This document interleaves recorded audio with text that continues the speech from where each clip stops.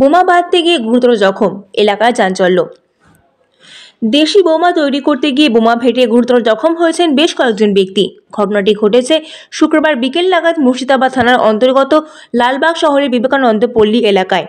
জানা গিয়েছে, ঘটনাস্থল থেকে ফরিদ শেখ নামে এক বছর 40-এর ব্যক্তিকে উদ্ধার করা হয়েছে। রক্তাক্ত অবস্থায় ওই ব্যক্তিকে চিকিৎসার জন্য স্থানীয় হাসপাতালে ভর্তি করা হয়েছে। সূত্র মারফত আরও জানা গিয়েছে যে বোমা বিস্ফোরণের খবর পেয়েই মুর্শিদাবাদ থানার বিশাল পুলিশ বাহিনী এসে গোটা এলাকা ঘিরে ফেলেছে। বিস্ফোরণে ব্যাপক ক্ষতিগ্রস্ত হয়েছে এলাকার একটি বাড়িও। স্থানীয় সূত্রে খবর, শুক্রবার দুপুর থেকে ফরিদ শেখ নামে ওই ব্যক্তি লালবাগ শহরের বিবেকানন্দ পল্লী এলাকায় আরও বেশ কয়েকজনের সঙ্গে নিয়ে একটি বাড়িতে বসে বোমা তৈরি করছিল।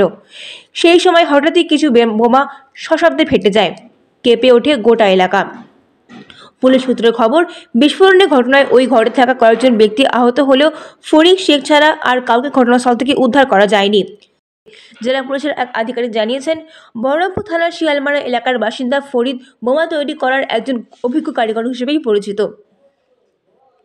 এক্ষেত্রে উল্লেখ্য যে মুর্শিদাবাদের সাগরপাড়া থানার ধনিরামপুর খয়েরতলা এলাকায় বোমা তৈরি করতে গিয়ে 3 ব্যক্তির মৃত্যু হয়। এই বিষয়ে মুর্শিদাবাদের বিজেপি বিধায়ক গৌরীশঙ্কর ঘোষের অভিযোগ, কিছুদিন আগে নওদা এবং হরিহর পাড়া থেকে 4 জঙ্গি ধরা পড়েছে। আমার আশঙ্কা, জেলায় সন্ত্রাসীবাদের কাজের জন্য এই বোমা তৈরি করা হচ্ছিল। প্রশাসনের নাকের ডোকায় হচ্ছে, প্রশাসনের চুপচাপ, তৃণমূল কংগ্রেসের দলদাস হয়ে আছে। আজকে যে পুলিশের আসামি খুঁজে বেড়ানোর কথা, সেই পুলিশগুলো কারা বিজেপি করছে, কারা অন্যায়ের প্রতিবাদ করছে, তাদেরকে লাঠিপেটা করো, তাদেরকে মামলাও দেয়, এতেই ব্যস্ত। রাজ্যের মুখ্যমন্ত্রী, রাজ্যের পুলিশ মন্ত্রী তিনি একই জন, অথচ তিনি প্রশাসনকে পরিচালনা করতে সম্পূর্ণরূপে ব্যর্থ।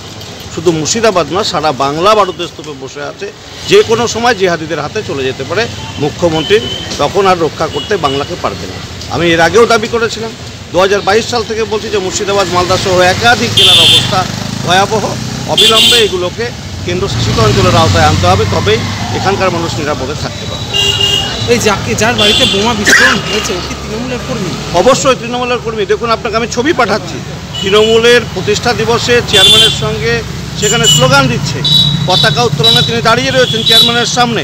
তৃণমূলের ঘনিষ্ঠ লোক প্রতিদিন পার্টি অফিসে বসে থাকে।